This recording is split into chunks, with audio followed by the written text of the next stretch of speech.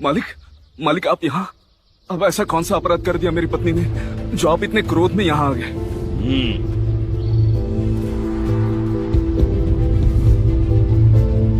बैठ नीचे। तेरा यही औकात है। जब तू अपना पत्नी को काबू नहीं कर सकता तो उसको मार क्यों नहीं देता? अब ऐसा क्या कर दिया मेरी पत्नी ने? मेरा चेतावनी के बावजूद उसने अपना स्तन को ढका। जब मेरा आदमी लोग उसको मना किया तो उसने उनके मुंह पे थूक दिया। अब उसको स्तन कर देना पड़ेगा, तब जाकर वो अपने स्तन को ढक सकती है। समझा तू? बुला उसको। किधर है वो? मैं यहाँ हूँ।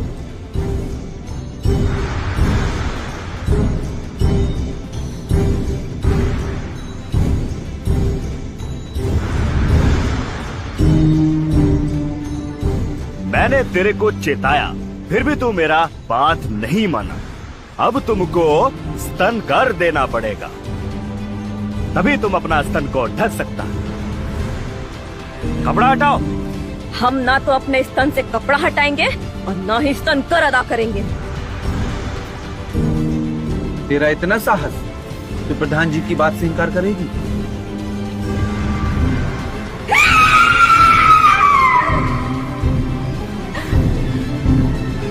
दूर हट। अगर मेरे शरीर को किसी ने भी हाथ लगाने की कोशिश की तो काट कर फेंक दूंगी। सोशल मीडिया पे एक वीडियो ऐसा वायरल हो रहा है जिसमें बताया जा रहा है कि एक दौर भारत देश में वो भी था जब महिलाओं को स्तन ढकने नहीं दिया जाता था। तो इसकी पूरी कहानी क्या है? क्या ये हकीकत है या फेक वीडियो है? इस बारे में जानेंगे हम वंचित बहुजन अघाड़ी के नागपुर शहर अध्यक्ष रवि भाऊ शेंडे से। तो सर, क्या ये सही है कि स्तन ढकने पर भी लोग जुल्म ढाते थे? इतनी बेशर्मी। मैंने पेशवाई का जिक्र किया आपको।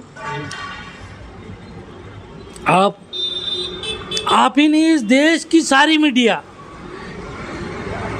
समझदार है, अभ्यासु है, इतिहास जानती है, इतिहास बता भी सकती है, लेकिन ये इतिहास बताना नहीं चाहती।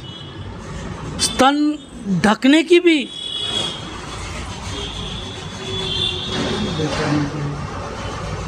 स्तन ढकने का अधिकार भी नहीं था इस देश की स्त्रियों को।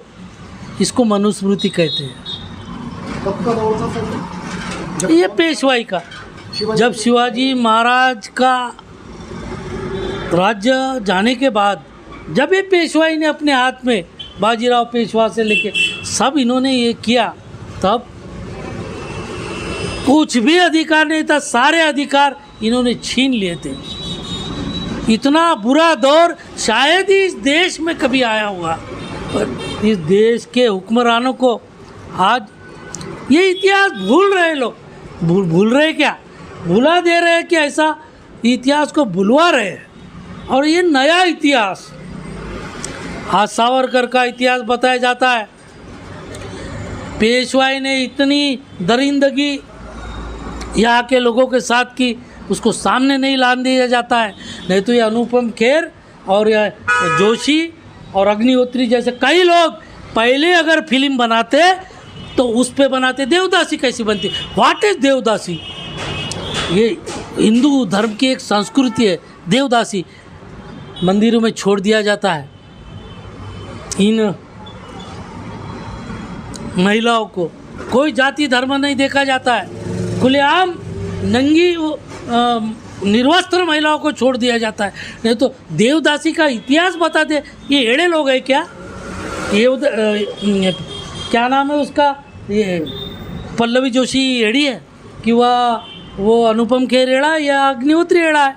उसको पहले पूछो, हमारे सामने पूछो, आपके चैनल से पूछो, सभी चैनल के माध्यम से पूछता हूँ कि देवदासी का क्या इतिहास है। और स्तन ढकने की भी उनको अधिकार नहीं था। ये क्या इतिहास है? उनको मालूम है कि नहीं मालूम हो गया, नहीं होगा तो हम उनको सिखा देते। कई ऐसे उदाहरण देते उनको कि ये देखो ये उदाहरण है, अब तुम इस पे पिक्चर बनाओ। तुम किस पे पिक्चर बनाने चले हो? जो कि जिसका कोई महत्व नहीं, जिस बात को आज तो उस वक़्त भी बीजेपी की सरकार थी 1990 में विश्वनाथ प्रताप सिंह का प्रधानमंत्री पद पे रहते हुए लाल कृष्ण आडवाणी और उनकी सरकार बीजेपी, उन्होंने उनको सपोर्ट किया था, तब उनकी सरकार थी। मुफ्ती मोहम्मद सईद उनके साथ उनकी सरकार थी, नहीं फारूक अब्दुल्ला शायद कौन था, इन लोग की सरकार थी। वो हुर्रियत के लोगों के साथ इनकी सरकार थी। उस वक़्त क्यों नहीं रोका इन्होंने?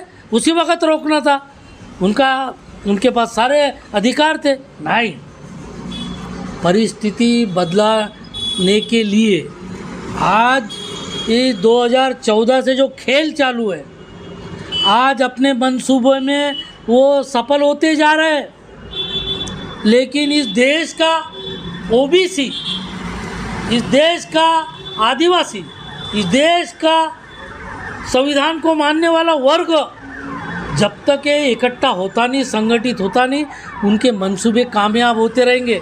लेकिन जब तक अम्बेडकरवाद इस देश में जिंदा है, इस देश में फुले, शाहू, अम्बेडकर ऐसे जो महापुरुष इस देश में हो गए, ये जब तक जिंदी इनकी विचारधारा जिंदा है, तब तक इस आरएसएस की मनुवादी संरचना, मनुवाद लागू करने का षड्यंत्र, ये कभी भी कामयाब ना होगा नहीं।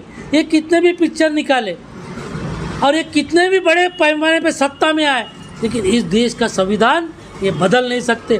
कोशिशें बहुत है, और आज कल भी अम्बेडकर और आज भी अम्बेडकर, उस वक्त भी इस देश में पीड़ितों पे, वंचितों पे, आदिवासियों पे, मुस्लिमों पे इस देश में तब भी अन्याय होता था, अत्याचार होता था, लेकिन एक अम्बेडकर खड़ा हुआ और गांधी नेहरू विचारधारा और साथ में ये आरएसएस मनुवादी विचारधारा को अम्बेडकर ने परास्त किया, और इनको परास्त करके इस देश का संविधान लिख के यहाँ के 90% लोगों को उनके अधिकार दिला दिया।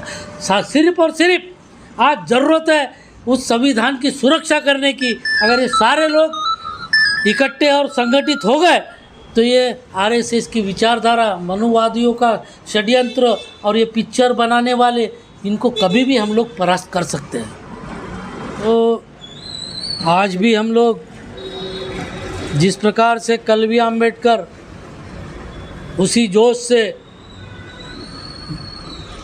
हिंदू कोड बिल के लिए, ओबीसी समाज के लिए, मुस्लिमों के लिए, तमाम पीड़ितों के लिए, इस देश के लिए लड़ते रहे, संविधान में उनको सबको अपना अपना अधिकार दिया, तो आज भी फिर से अम्बेडकर, उनके नाती बाड़ा साहब अम्बेडकर आज के इस मनुवाद को, आरएसएस की विचारधारा को, इस प्रकार के पिक्चर निकालने वालों को, मूवी निकालने वालों के खिलाफ हम लोग एक समान विचारधारा की लड़ाई, समता, सामाजिक न्याय, इस तमाम विचारधारा की समता, स्वातंत्र, इसकी विचारधारा की लड़ाई आज भी लड़ने को हम बाड़ा साहब अम्बेडकर, इनके नेतृत्व में तमाम अम्बेडकरी, फुले शाहू अम्बेडकर विचारधारा के लोग तैयार है, और इनकी फुले शाहू अम्बेडकरी विचारधारा को आगे ले जाते रहेंगे।